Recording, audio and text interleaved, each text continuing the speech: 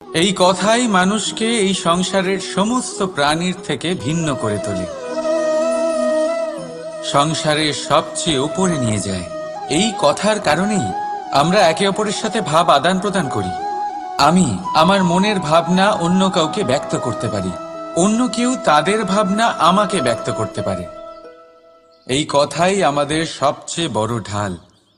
এবারে দেখুন, আপনি নিশ্চয়ই লক্ষ্য করেছেন, কারোর কথা মধুর হলে লোকে তাকে ভালোবাসে, তাকে নিজের বন্ধু বানায়। সেইভাবেই যদি কারোর কথা কঠোর হয়, তাহলে লোকে তাকে ঘৃণা করে, তাকে নিজের শত্রু মনে করে। এই কথাই ভাষা হয়ে আমাদের ইতিহাস রচনা করে।